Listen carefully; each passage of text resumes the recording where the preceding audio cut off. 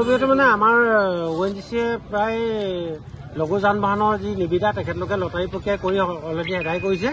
পুনৰ আমাৰ দাবী এটাই মানে আমাৰ পুনৰ যিখিনি আমাৰ মটৰ কাছৰ ল'ৰা আছে এই ল'ৰাখিনি পুনৰ সংস্থাপন পাব লাগে। এই সংস্থাপনৰ ক্ষেত্ৰত যেতিয়ালৈকে ONGC আমাক লিখিতভাৱে আমাক যেতিয়ালৈকে নিদিয়ে তেতিয়ালৈকে আমাৰ এই কৰ্মবিৰতিটো বৰ্তমান আমি 48 ঘণ্টা হাতত লৈছো কাৰ্যসূচী। আগন্তুক দিনত যদি 48 ঘণ্টাৰ ভিতৰত যদি আমি ইয়াৰ কোনো ৰিজাল্ট নাপাওঁ তেতিয়াহ'লে এই অব্যাহত থাকিব অনিৰ্দিষ্ট কাললৈকে কৰ্মবিৰতিটো। এয়াই আমাৰ দাবী মূল দাবী। যিহেতু দেখা গ'ল আপাৰ আছাম যিয়ে লেবাৰ কমিশ্যনাৰ লগত আপোনালোকৰ কথা বতৰা দেখিলো, তেখেতে কি ক'লে? আপাৰ আছাম লেবাৰ কমিশ্যনাৰে আমাৰ পক্ষে আছে মৌখিকভাৱে আমাক কৈ থৈ গৈছে, কিন্তু তেখেতে লিখিতভাৱে আমাক এতিয়ালৈকে একো দিয়া নাই। নোপোৱালৈকে আমি কৰ্মবিৰতি চলি থাকিব।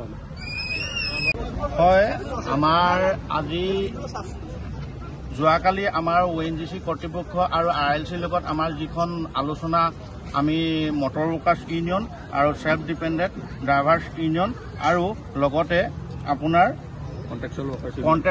কণ্টেক্সুৱেল ৱৰ্কাৰ্ছ ইউনিয়ন আমি আছিলোঁ।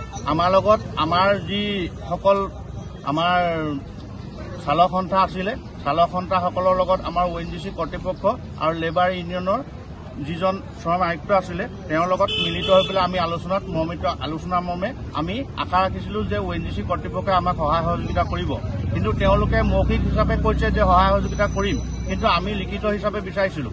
কাৰণ আমি আজি বহু দিনৰ পৰাই ইয়াত ONGC কৰ্তৃপক্ষক আমি সহায় সহযোগিতা কৰি আহিছোঁ। তেওঁলোকৰ ফুল্লি চিকিউৰিটি আমিয়ে লওঁ, আমিয়ে সকলো কথাতে সহায় সহযোগিতা কৰোঁ। আমি সহায় সহযোগিতা কৰি আগবাঢ়ি আহিছিলোঁ। তেওঁলোকে আমাক সহায় সহযোগিতা কৰিব বুলি ভাবিছিলোঁ, কিন্তু তেওঁলোকে মৌখিক হিচাপে আমাক কথাখিনি ক'লে যে আমি সহায় কৰিম। কিন্তু মৌখিক হিচাপে সহায় কৰিম বুলি কোৱাৰ স্বত্বেও আমি মানি লোৱা নাই। এই কাৰণত মানি লোৱা নাই, MMৰ যিজন মুখ্য প্ৰবঞ্চক তেওঁৱে সেই মিটিঙত নাই, ED মহোদয় নাই। তেনেহলে আমি কি কাৰণত কি হিচাপত আমি মানি ল'ম যে এই কথাখিনি সত্য বুলি আমাক প্ৰমাণিত কৰি দিব পাৰিব ONGCয়ে?